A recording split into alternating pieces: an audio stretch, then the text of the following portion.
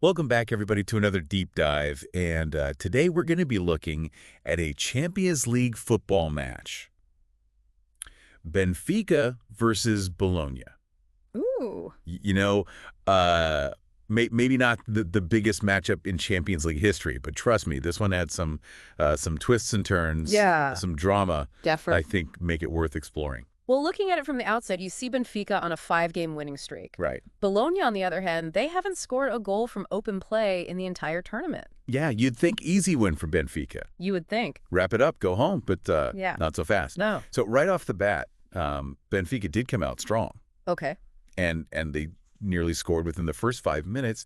Pavlidis almost had it, but it was ruled offside. Right. But what I thought was interesting was the pass from Di Maria that led to the disallowed goal. Oh, yeah. I mean, he's the assist king for a reason. And you see that in just the way that he can place a ball just perfectly for a teammate.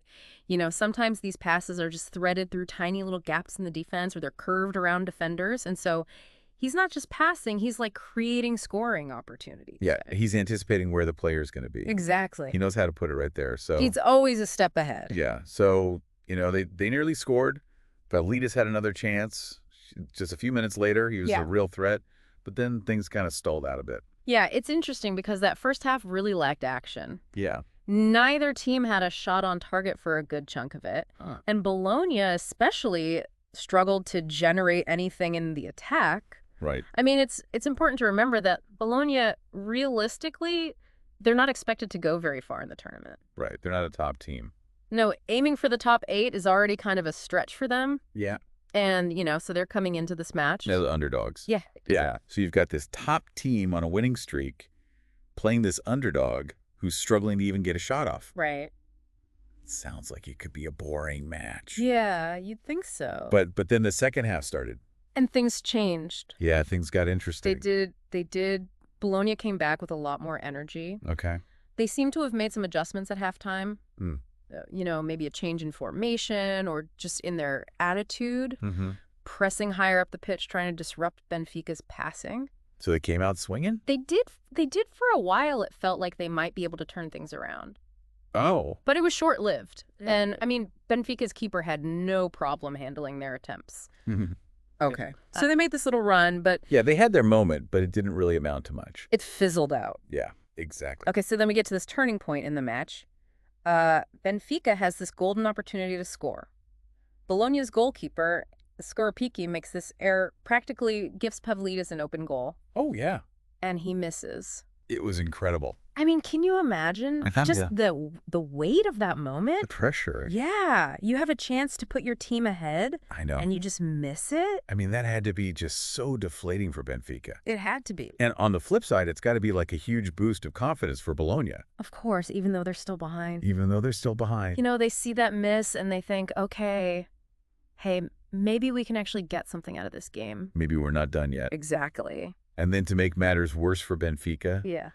Skorupski goes on to make these amazing saves. I mean, Di Maria and Mduni both had shots that looked like they were going in, but somehow he kept them out. He was incredible. Yeah. It was almost as if that mistake early on just lit a fire under him. He had something to prove. Yeah, he was like, I'm not letting that happen again. Right. And you could see it in his play. He wasn't just reacting. He was reading the game. He was anticipating where the shots were going to be. Some of the saves were just pure instinct, diving full length to tip the ball away. But others showed his tactical awareness, positioning himself perfectly to cut off the angles. Yeah. It was a masterclass in goalkeeping. Really impressive stuff. Absolutely. So the final whistle blows. Yep. 0-0 draw. Got it. Benfica, despite dominating for most of the match, couldn't score. Yeah. What a frustrating result for them. For Benfica, yeah, a huge missed opportunity to solidify their spot in the tournament. Yeah. I mean, they were the clear favorites coming into this. Right.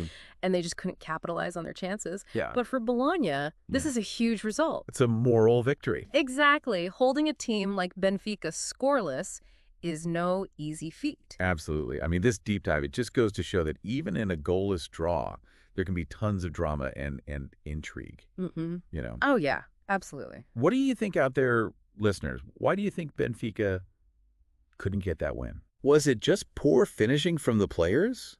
Or did Skorupski really step up after that early mistake and become the deciding factor in the game? It's a good question. It really makes you think about, how important the goalkeeper is, even when they don't get a clean sheet. For sure, for sure. Sometimes the most interesting stories come from the most unexpected places. Bologna, this underdog holding their own against this powerhouse team. That's football for you. It is, isn't it? Anything can happen. Exactly. All right, everybody. Thanks for tuning in to this deep dive, and we'll catch you next time. See ya.